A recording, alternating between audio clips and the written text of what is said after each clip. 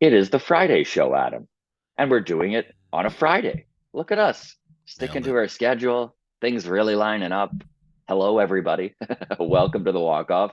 I'm Scott Belford, joined as always by the best co-host in the biz, Adam Mack. We have all sorts of stuff to get into today. Danny Jansen just announced this morning that he is going to miss at least the next couple of weeks. Another arm, wrist, Goodbye hand type pitch. of injury. My goodness. So we will touch on that. We'll talk the Bubble Boys. Of course, when I say the Bubble Boys, it's the guys that are on the bubbles. Nathan Lukes, Espinal, Vogie, Joey, Horowitz, even Davis Schneider, I think is, we'll get into that, but I think even he, with having options and stuff, we could see some weird stuff happen. If And I then say we'll if I say it's the Moors, it's the Moops. Do you get the reference? it sounds Seinfeld, familiar. Bubble Boy, Seinfeld, yes, yes, a yes, the trivia Bubble Boy. typo. Sorry, I It's can't all believe I good. didn't. That's all It's right. rare. It's early. It's rare you miss me with a Seinfeld reference. Normally it's so funny. Mustard Tiger reached out and he was like, "How could I message Adam? Because he constantly has so many great nerd references that you just sit there blank faced and goes right over your head that I want to congratulate him on." So All right. Thank you, Mustard Tiger. Josh, appreciate it. we will talk as well. Besides we'll get into the home run jacket. That's back in the news. Try to stop the Toronto Blue Jays fan base from talking about the home run jacket. It's a challenge. Bowden Francis, or as I called him on mailbag, Francis Bowden. And that's what he's forever going to be known as now, That's Francis forever Bowden. Gary Gosman and Francis Bowden. Um, he's been killing it, man.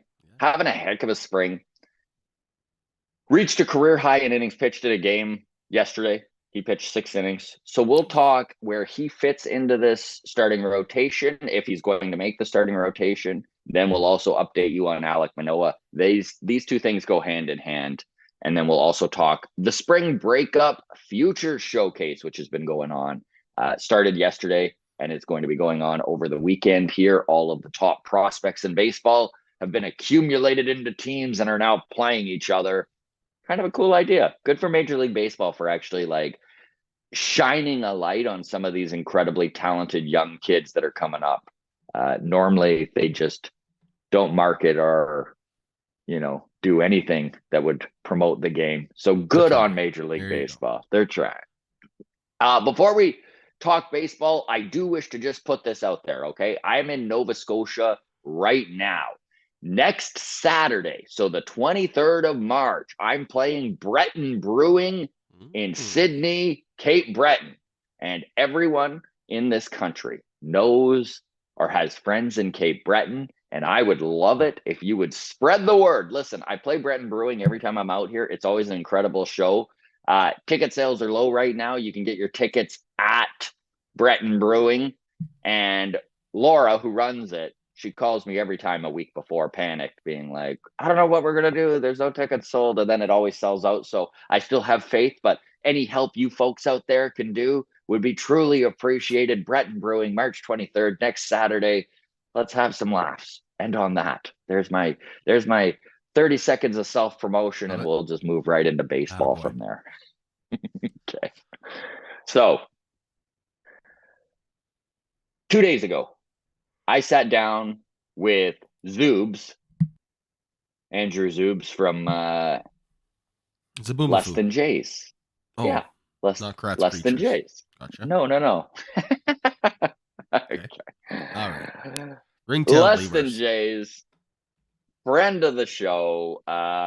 We even were on the comedy scene in Toronto for a while together. Something that it took him kind of connecting the dots for me to figure out. Anyways, what they're doing is 30 minutes on the 40-man roster. It's called 30 and 40. I got to pick the guy I wanted to talk about, which was Danny Jansen, right? You Homegrown jinxed talent them. within the Blue You Jays system. motherfucker. I spent two I spent literally 45 minutes at him with the whole thing basically being all Danny Jansen has to do is stay healthy, You right? motherfucker.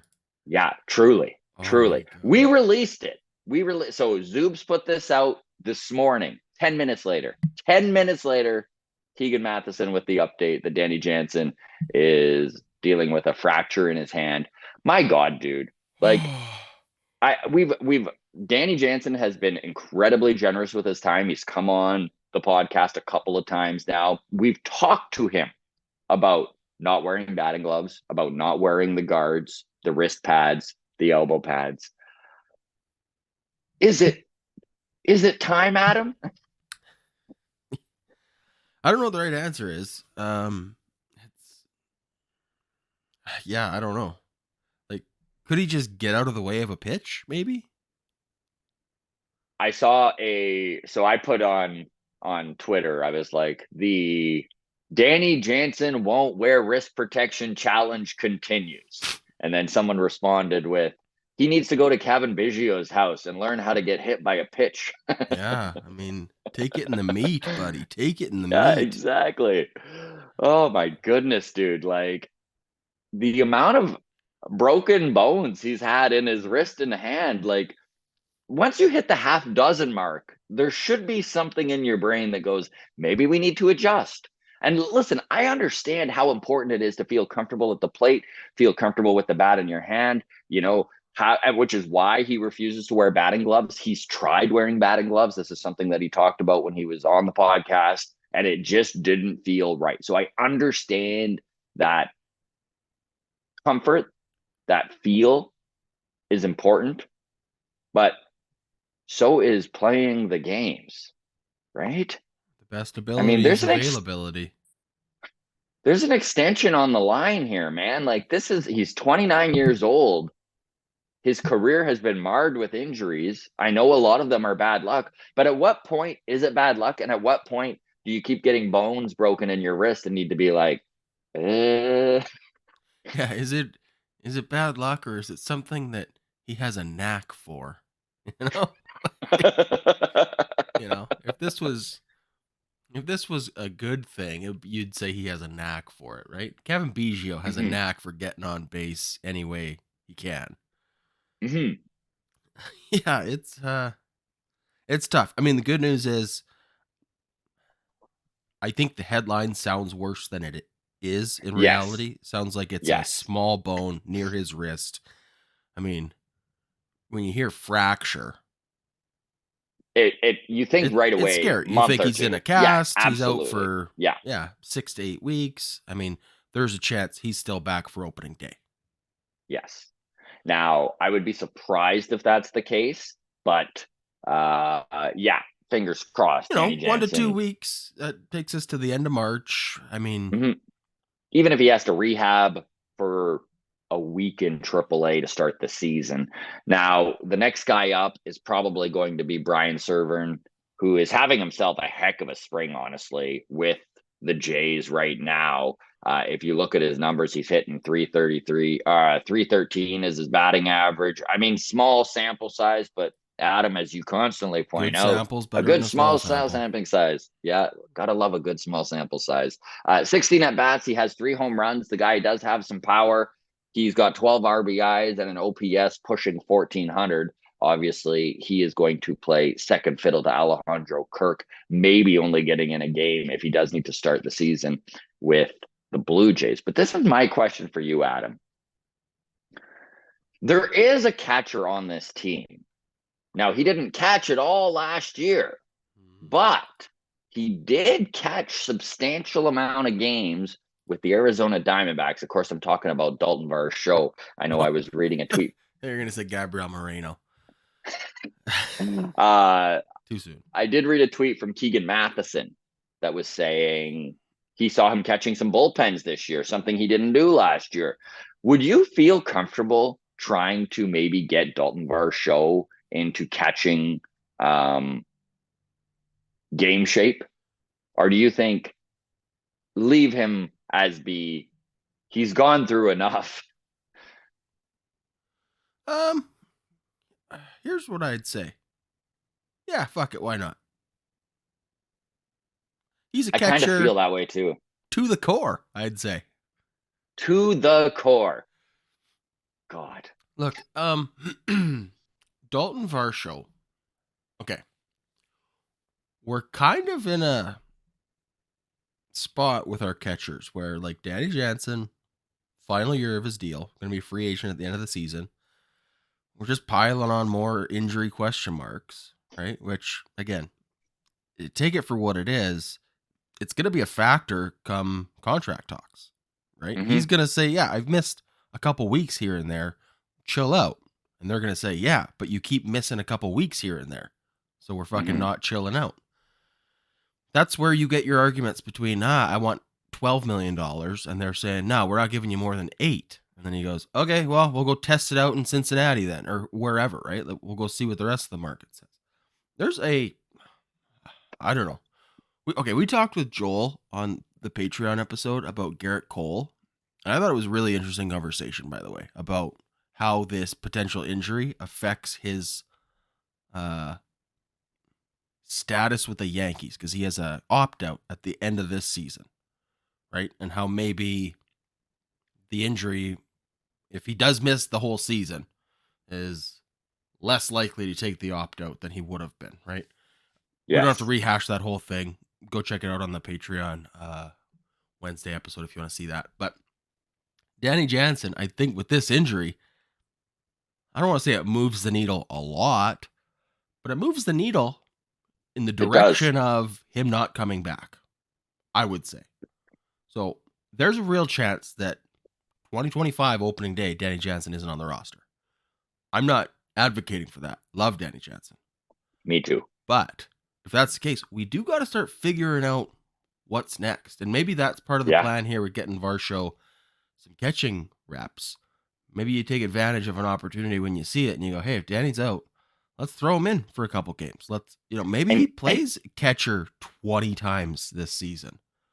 listen, if there is any value in any increased value that you can add to Daulton Varsho, I'm all for doing it. And listen, having a guy who can play center field to the quality that Daulton Varsho can play it, and then also being able to catch 20 games a year, like that's some pretty solid defensive value to add to a guy who maybe has been a little disappointing at the plate. I'm not saying Daulton Varsho should be out there 60 to 80 games a year behind the plate. But I like what you're saying. A guy, just let him be that dude who steps in when Danny Jansen needs 3 weeks off to let a bone he broke heal. Here's a wild thought. Daulton Varsho's offensive output is a bummer for a corner outfielder. For a catcher, not that bad. I mean, we've been spoiled No, with like having a couple offensive catchers, but honestly, I'm kind of thinking again. We don't have to get into the Juan Soto thing too much, but like maybe we just go throw a bunch of money at Juan Soto, let Daddy walk, and Daulton Varsho catches 60 to 100 games next year. I don't know. I do want to see Daulton Varsho catching this year. I want to see I've never seen it. I never tuned me into neither. Diamondback games. I don't know if he's a good Yeah. catcher or a bad catcher. I have to assume he's quite good at catching, just based on him being quite good in the outfield. Hmm. Yeah, I don't know. I And think having a catcher who runs like Daulton Varsho, I mean, it would definitely Alejandro Kirk and Daulton Varsho, their numbers would even out to a average speed catcher, right? right, well, that's the thing is Kirk would be hitting triples that he has to stand up at 2 for, and Varsho would be legging out some doubles that Kirk could be staying at 1 for. Yeah, So exactly. Yeah. yeah, I don't hate the idea of seeing more Daulton Varsho behind the plate today or this year. A Um, little a little bit more on the Daulton Varsho catching scenario. One of the benefits to this is it does open up a very valuable roster spot with a crunch going on. And this does lead into our next topic really well, the bubble boys. and the roster crunch that is going on. So I'm just going to read you the list of names. Now, just keep in mind that there are probably 3 spots available for the list I'm about to read you. Okay. So Ernie Clement. Now, Mm-hmm. Ernie, I'm bringing up first because he's having an incredible spring. He also has no options. And he is a guy who will get picked up by another team. Ernie Clement will not clear waivers. This is not a guy you can try and sneak through the waiver wire and then stash in AAA. This is a dude who is going to get picked up the second he's available. So I think Ernie has done enough in this spring and last year when they needed him to maybe be the guy on the bench.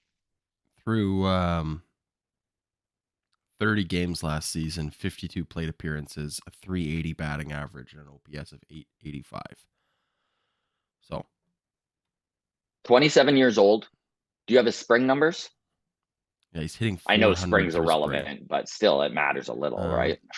So this spring training, 30 plate appearances, 2 home runs, 400 batting average, OPS of 1086.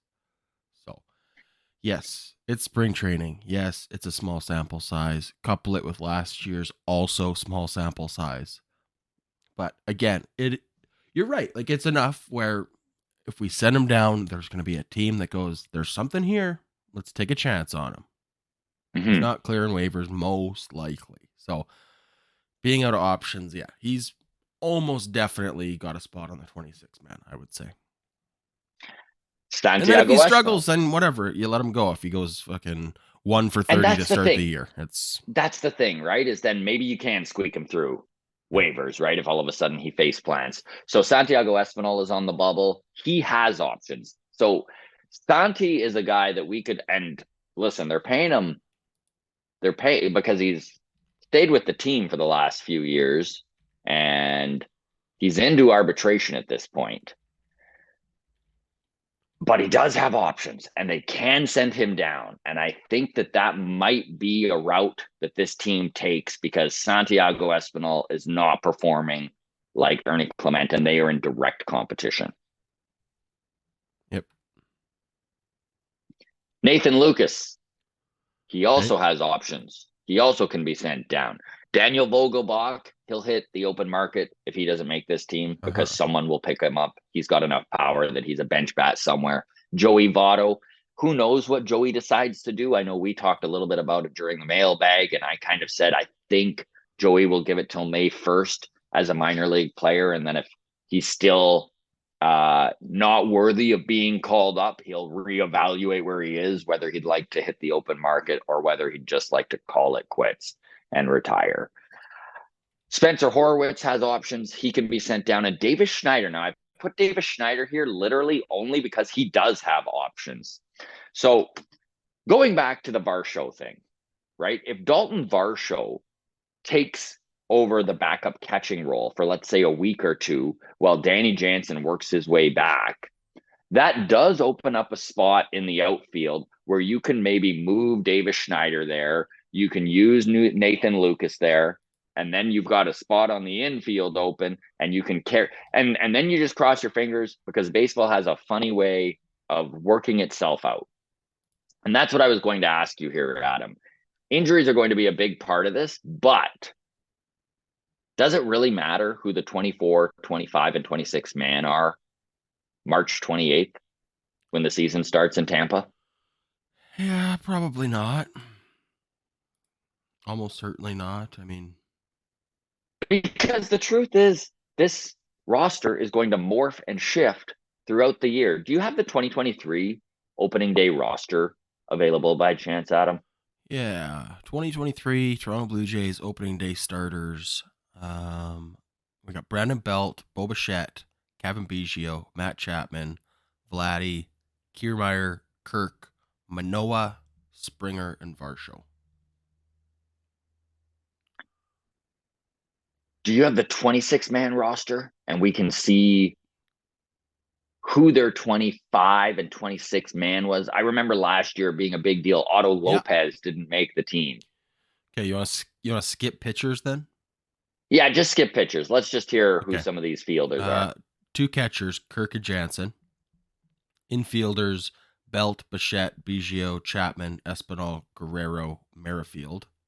Outfielders, Kiermaier, Lukes, Springer, and Varsho. And remember, Luke's made it, but how much time did he play in the big league level? Like, I think he had maybe 30 games last year, and he was yo-yoed up and down. And that's all my point is that guys are going to get injured.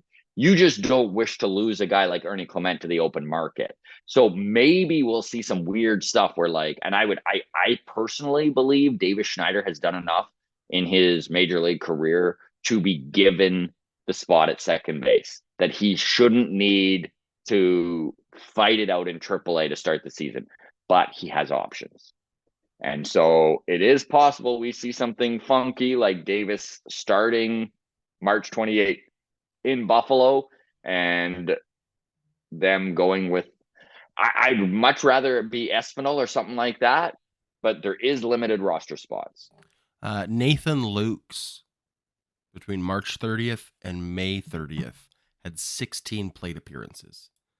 So,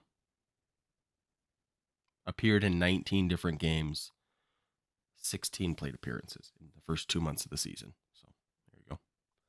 And then was sent down. So what my point is let's not worry too much about who that 26th man is, as long as we don't lose any assets to it. You know, like I'd hate to see a guy like Ernie Clement get picked up by the A's and then frickin' be Marcus Semien in 3 years. Like, yep, I'm not saying sure Clement has that kind of power, but he's definitely a very good hitter that is proving himself at the big league level right now. So we'll see what happens. But that is one thing about Daulton Varsho maybe taking some catching reps, is that you can squeeze another guy into that opening 26-man roster. Like it. Yeah. Okay. Home run jacket back in the news, buddy. Try and stop this fan base from talking about the home run jacket. It cannot be done. Hazel May sat down with Vladimir Guerrero Jr., doing their kind of beginning of the season interviews they like to do. And one of the things Vladdy brought up, by the way, in English, and Vladdy's English is getting better and better every year. I outside the box prediction here, Vladimir Guerrero Jr. does the most interviews in English he's ever done, not in a season, but in 2024, the most English interviews he's done combined. Compared to all the rest of the seasons he's played, I think he does the most English interviews he's ever done. We'll see. Okay. So Hazel May sat down with him, and one of the things that he brought up was that he still, even 18 months later, misses the jacket, loves the home run jacket, loves the fun of it.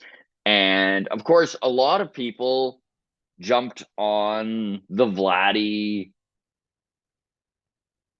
side of things with this, right? Like who could possibly be so unfun that they would pressure Vladdy not to get the jacket and not to use it. Okay. The answer is Bo Bichette. We already know the answer is Bo Bichette. He didn't like the jacket. Hold on. Time out. I agree with you, but also, how do we know that?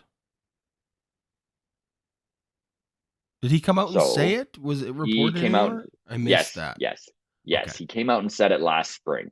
He wasn't like he was just like, I don't particularly like the jacket. More of a t-shirt with cut off sleeves kind of guy. That's right. Sun's out, guns out. That's right. Okay, sorry. Didn't mean to derail the train of thought there. No, you're not derailing. It's just, I guess my question to you and to the grounds crew is, if it's okay for Vlad to like the jacket and want to wear it, is it okay for Bo to not like the jacket and not want to wear it? No. It's not. It's really not. I know. We talked about this before we went live, and I was biting my tongue because no, it's absolutely not okay. In my opinion, I like everybody. I don't care what we do. I really don't.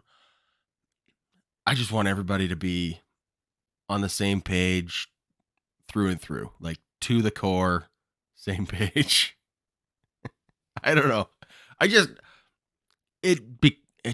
It's it's a distraction otherwise to have a divided team where some guys are going to be like not putting the jacket on and some are like, I don't know. If that's the route we're going back to the jacket, we got to just talk to Bo and be like, come on, buddy, like be a team player and Yeah. just deal with it. Like put it on, just fucking do it. I guess I never really thought of like it being like a divisive thing. It's just like in my mind, I'm like, yeah, if a guy doesn't want to put on a home run jacket after a dinger, why should he need to? And why is everyone making a big deal about it? But maybe you're right, man. Maybe It's and going to be it's something that gets weird. read into too much because a guy's going to do it for April. Daulton Varsho's going to do it. And then in May, he's not going to do it. And then there's going to be articles written. Yeah. What's wrong in the clubhouse? Daulton Varsho not wearing the jacket anymore. Like, yeah. Hashtag Team Bo. Hashtag to the core. Right. Exactly. That's the thing, right? And then there'll be the stupid. We got to cut all of this out. I hate what our comment section is going to be. Literally, I'm going to cut this piece out. So, and we're back. I hate that we're talking about the jacket again, in all honesty. Yep. Because I just like, it is a talking point and it is something that Vladdy brought up. Do you think it's weird that Vladdy's still bringing up the jacket? Because so I want to preface this with saying I'm all for the boys having fun, but why are we going back to 2022? Can't we like come up with like a new thing, a new ridiculous thing point. they do? I guess if I'm reading the tea leaves here, which I'm not qualified to do, it feels desperate is too strong of a word, but that's the closest thing I could think of. Where Vladdy clearly had a bad year last year. I just think if he hit 35 to 40 home runs last year, I don't know if we're having a conversation about the jacket, but it feels like Agreed. Maybe there's like some excuses being seeked, right? Of like, oh yeah, last year wasn't really fun. I couldn't get comfortable out there. Everything felt too tight and rigid. And I'm at my best when I'm just laid back and having fun. So I want to bring that back. Maybe he's right. He could absolutely be right. Like maybe fun Vladdy is good Vladdy, and that's what we need. Absolutely. You want to play loose. I mean, the truth of the matter is a jacket is not going to affect home run totals in any way or form. I truly believe that. I don't think that it helped them in 2022. I don't think it hurt them in 2023. Maybe I'm wrong because psychology of the game is a big deal, but it surprised me to hear him bring it up again. I'm not even shitting on him or anything. Like my honest opinion is all the guys can do whatever they want. Right. And if one guy doesn't want to wear it and one guy does, whatever. But you are right. It is kind of weird if there will be holdouts. And then if there are holdouts, what are we doing here? Yeah.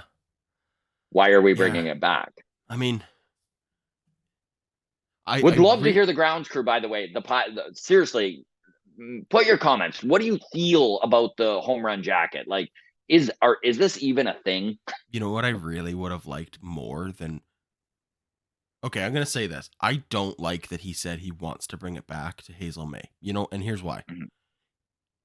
If we had have brought it back, okay, cool. If Vladdy went to the clubhouse and was like, guys, we're bringing back the home run jacket. It's the home run jacket 2.0.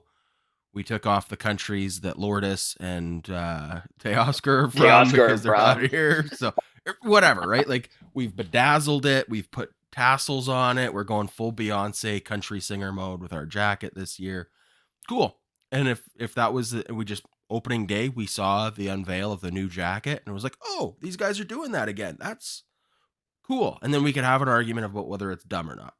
But this way feels like he hasn't talked to anyone if that's the case. Or he did.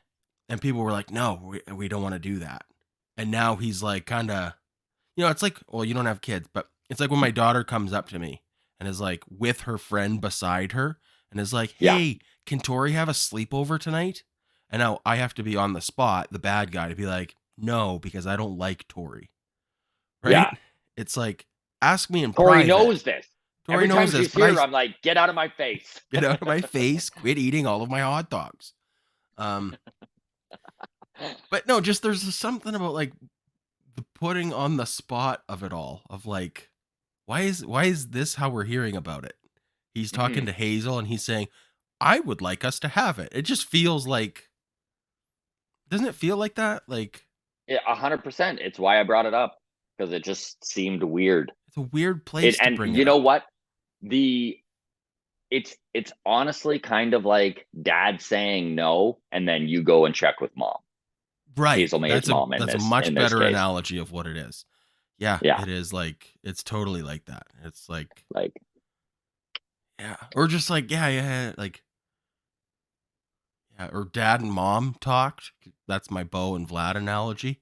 yeah, Dad's like, "Hey, let's spend our vacation in Disneyland this year." And mom's like, "No, we're going to Mexico again. Mexico's way better for us."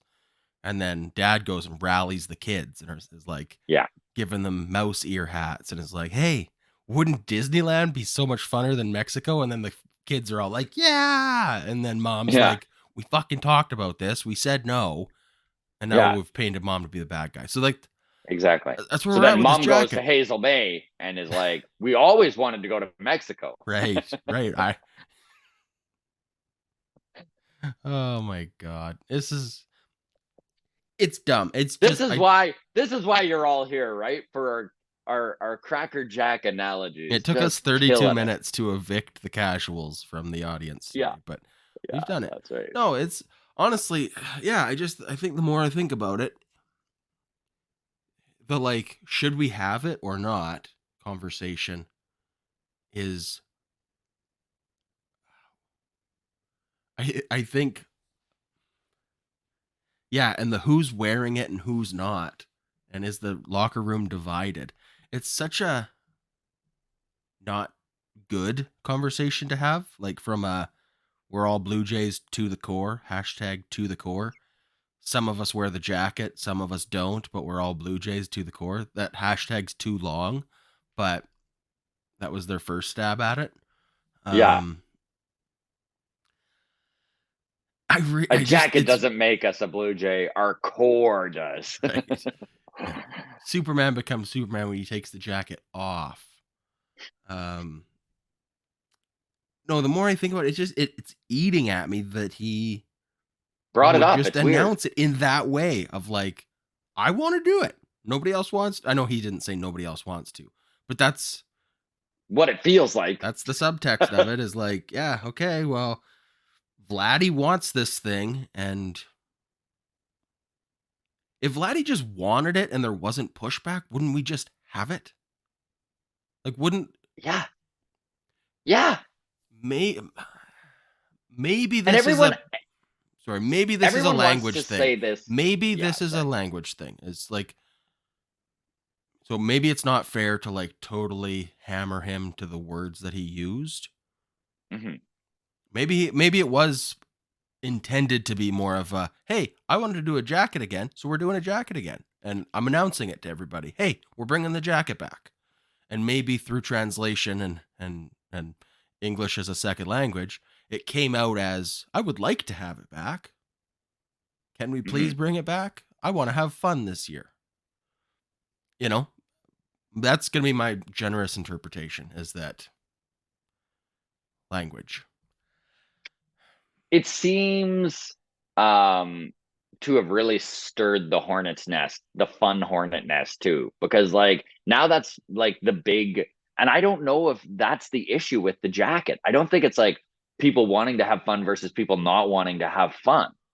Like it's just more, to me anyways, it's like this is what they were doing in 2022, 2021. It's 2024. There's a bunch of new guys. I don't You want a understand why new you want to tradition? take, like, just do a new thing. Yeah. Like if it's a fun thing you're worried about, and you want to bond the team through fun, then come up with something. Why does it need to be the jacket? Why are we going backwards? Yeah. And No, that's also, fair. who cares? Hashtag back to the core. Yeah, back to the core. Back to the core. Back to the core 3, where they're in like old Western days, is the worst back Oh to the man, core. it is the worst back to And the if core. Mustard Tiger But doesn't get that reference, I'm gonna strangle him. Um, all right. right. Well, where we're going, we don't need rails, so we're off the rails. All right. Here's the thing with the jacket. Yeah, it's what if we compromised and we said jacket in parentheses, there's a time and a place.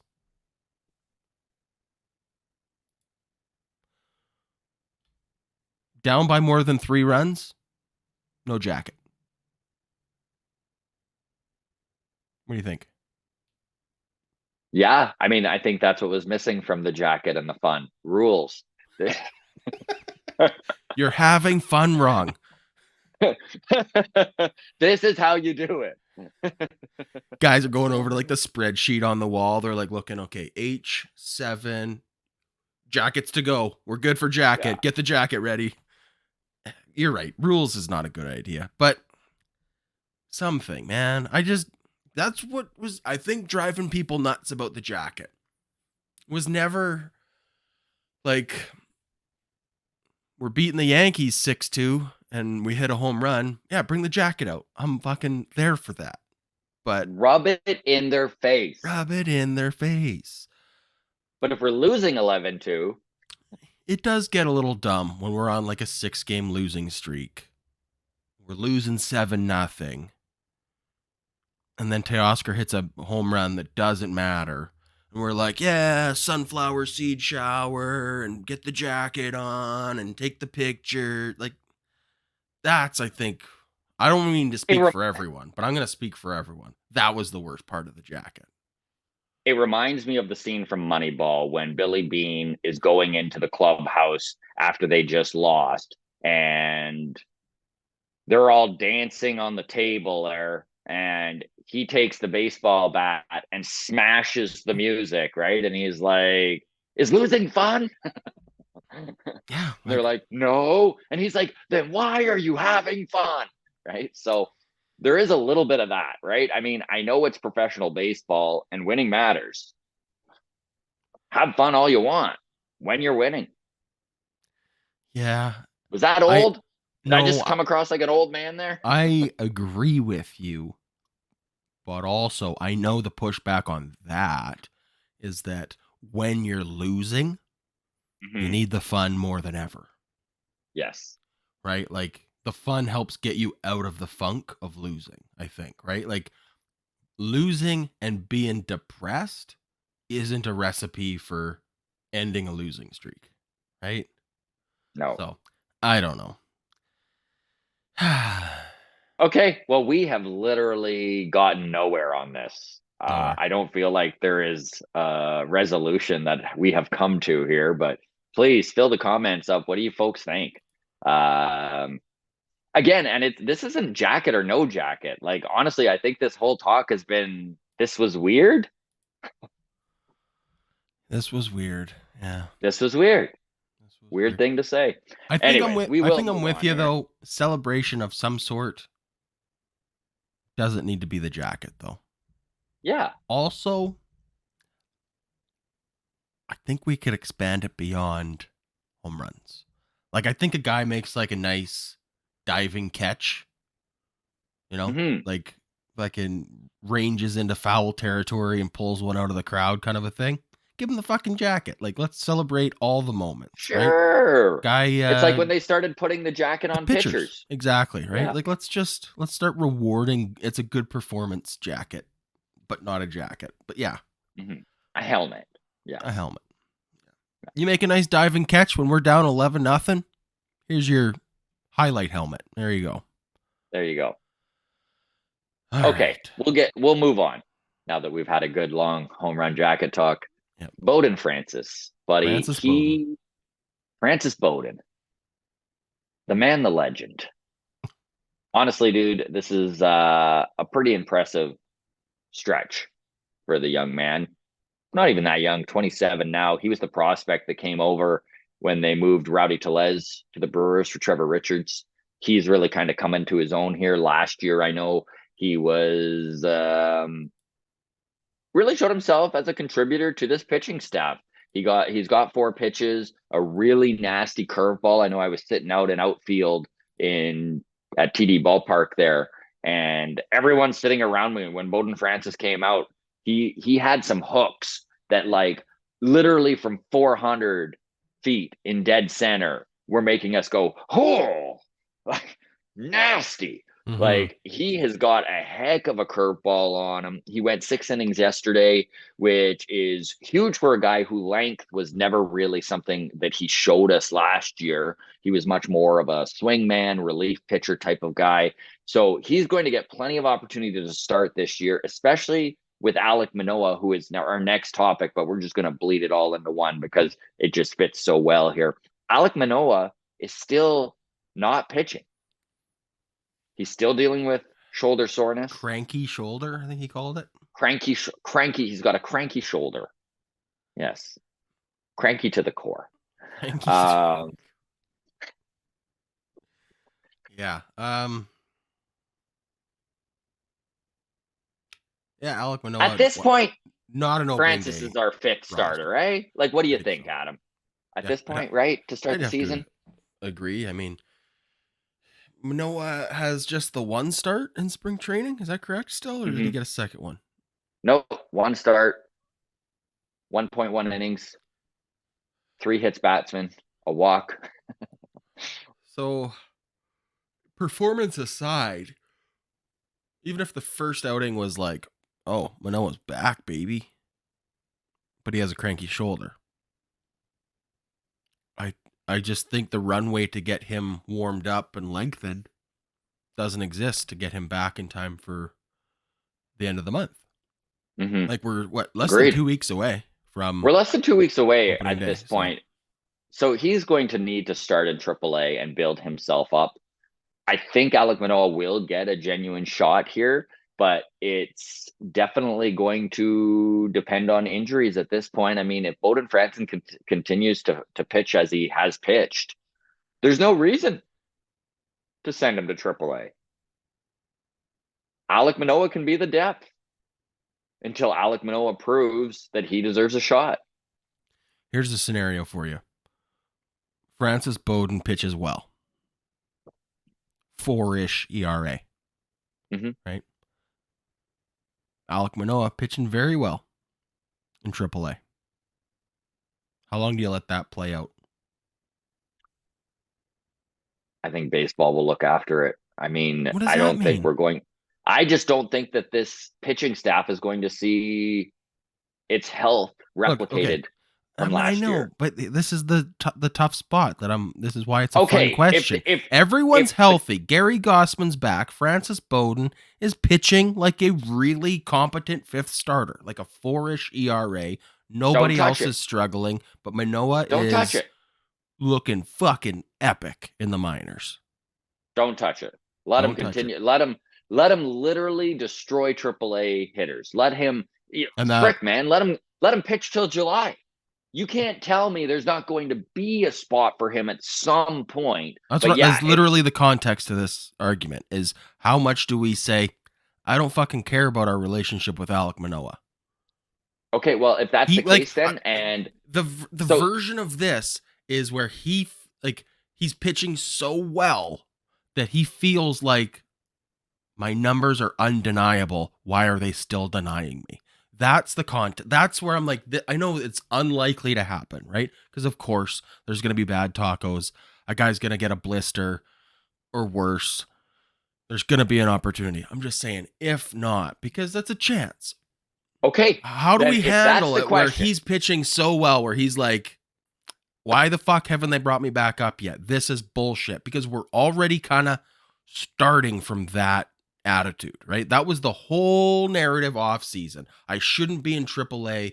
This is bullshit. So how long do we let that narrative bring itself back through the first couple months of the season? Like if he's fucking dealing the way he did his rookie season, where we're like, okay, well, we got to bring up Alek Manoah because he's fucking way too good to be in AAA. And yes, and we had a need. But if he's pitching that well. This just got me excited, man. I'm like, that's amazing. Let Alek Manoah rebuild his value. And then at the deadline, if he's got a cranky attitude still, then move him, trade him. I just think if the staff is dealing, you don't fuck with it. I don't care what is happening in AAA. Grounds crew, what do you think?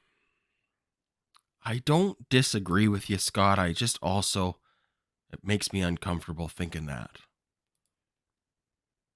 I think a much more likely scenario is the service time manipulation of Ricky Tiedemann is finished at the end of April, and he's dealing, and they need a spot for Ricky. That's probably, yeah, more likely.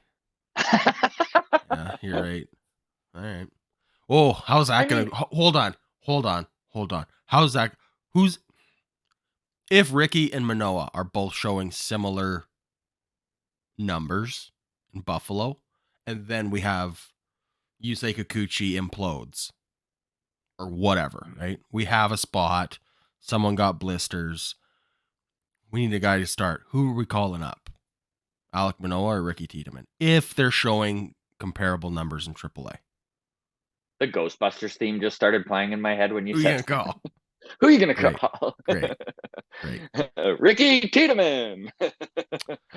I don't know, dude. These are all questions that I would be shocked if they had to deal with. But in this scenario, I really do believe Ricky Tiedemann is above Alek Manoah on the depth charts at this point. Man, would that ever fucking go over well? Now, I'd say with full sarcasm. Here's where I think the team may go the other way, though, because if they're both dealing, then the Blue Jays can continue to not start the service time clock on Ricky Tiedemann. I mean, he is only 21, right? If Alek Manoah is literally dealing and you need to bring a guy up, well, why start the clock, right? Especially when you got a guy who is you're trying to rebuild his value as it is. I honestly believe, man, Alek Manoah would already be in a different uniform if he was worth anything right now. Yeah. I do agree with you. If the franchise was in a different state than it is, but like we're in kind of like shit or get off the pot mode, right? We got like real tough decisions to make this off season with the contracts of the big two. Throw Danny into the mix too. Ross Atkins like doesn't really have time to play the service time manipulation game anymore. Like he's kind of at a point where if Tiedemann can help us win, fuck it, let's bring him up, because the benefits of manipulating his service time, because of where we're at in the tenure of Ross Atkins, I don't think that's a benefit that he is going to reap the rewards himself. Yes. 7 years from now, we better have a ring or two, or at least some real deep playoff runs. Yeah. If we're talking, oh, thank God we manipulated another year out of Ricky Tiedemann 7 years ago. Yeah. Right? So that's where I'm kind of like, well, if they're both like good, like yeah, probably go with Tiedemann if he's the edge, because he's also a lefty. Lefty would be helpful, right? Because we have just Kikuchi is our lefty starter now that Ryu's gone. Yeah, I don't know. It's gonna be a tough, way over my pay grade, but there's gonna be some real interesting questions that I think if you're paying close attention, if you're watching casually, you might be like, oh, cool, we called up Ricky, or oh, we called up Manoah, cool. But like, I think there's a lot of real tough backroom conversations going on behind any of these decisions that are going to be made this year, and I'm excited to see it. I couldn't agree more. It's going to be very interesting. Okay, let's end on this. We'll talk the spring breakup future showcase, which is going on right now. It started yesterday. For the next 4 days, MLB has organized it so that the top prospects in baseball will be playing each other. All the buzz yesterday was Pittsburgh Pirates top pitching prospect in baseball, Paul Skeens, wound up going head to head against the top hitting prospect in baseball, Baltimore Orioles, Jackson Holiday. In the couple of matchups they had, Skeens got him both times, struck him out once. Skeens struck him out in his first at bat. Listen, this Paul Skeens, like the hype on him has been so huge. And dude, watching his highlights, I'm like, oh, that's why. Wow. Like literally every pitch he threw was over triple digits. Every pitch he threw was in the 100-mile-an-hour class. He was ripping through hitters. His first strikeout came on 101.7 miles an hour, and he threw 3 of them in a row to get the first guy. Like, this kid is going to be something special, and it's pretty cool that Major League Baseball has aligned it so that we can see some of these kids that we keep getting hype about. Like, that's the thing, right? Is we're all fans of our team, right? Like, everyone watching right now, for the most part, my guess is you're Blue Jays fans. We're part of the Blue Jays fan nation. And how often are we going to be paying attention to the guys who are doing impressive stuff in Double-A in the Pittsburgh Pirates system? I mean, I'm not saying they're not out there, right? Nene takes, right? We're looking at you, but like, it's pretty rare. It's pretty rare to be so plugged in to baseball that not only are you plugged into all 30 teams, you're plugged into their farm system. Great idea by MLB to put these top prospects on display. And you know what? Some very impressive representation from Canada at this year's showcase. 4 Toronto Blue Jays. So these are the 4 Canadians from the Blue Jays that are involved. Adam Macko, Damiano Parmigiani, friend of the show, Sam Shaw, and Dasan Brown. And then we've also got Miles Naylor from the Oakland Athletics. Miles, of course, the brother of the Naylor boys, Bo and oh my God. Yes, Josh? Thank you. Josh Naylor. Yes. The one who remember rocking the baby? Yeah. But he never wore a jacket. And he never wore a jacket. From Texas, Mitch Bratt. You got Kelvin Ziegler from the New York Mets system, Wesley Moore from the Philadelphia Phillies. You got Tyler Black from the Milwaukee Brewers, Owen Cassie from the Chicago Cubs, Eric Cullen, Sarantola, there you go, from the Kansas City Royals, and David Calabrese from the Los Angeles Angels. So a pretty good representation from Canada there. That's the most Canadians that have participated in any sort of prospect showcase before. And this is really the first year that they've done this little tournament throughout a weekend here. So anyways, just wanted to touch on that. That's how we'll close things out, but good for some Canadian boys. It is hard to be excited though. I just mean, like, I'm glad baseball's trying stuff like this. Yeah, man, it's tough to get, like, other than the guys like Paul Skeens and it's so tough to get excited, like Royce Lewis. It's tough to get excited about a guy who is so far away from doing anything. Yeah, it's like, oh, sweet, Dasan Brown. Hopefully he's in Double-A this year. In 4 years, like, it's tough. It's a tough spot to be in, but yeah, I don't know. It's good, I guess. It's good. I don't know. I'm trying to be optimistic here because I am glad baseball is trying stuff. Yes. Couldn't agree more. I did hear. I was watching Nothing Personal, David Sampson this morning. He was talking about it. He's also sheepish on it. He did mention that I think youth baseball signups were up 16% this year. And softball signups for girls was up 6%. So youth taking up the game, trending in the right direction. So that's a good sign, I think. So very much so. Let's get those personalities on TikTok and whatever we can, because keep pushing that game. All right, Grounds Crew, thank you so much for watching and sticking with us. Obviously, post your comments below. We'll get to them in mailbag if we can, at Walk Off Podcast. If you wish to shoot us a DM on Twitter or X, whatever you're calling it. Instagram, the Walk Off Podcast. And yeah, that's everything. So nailed it. Okay. All right.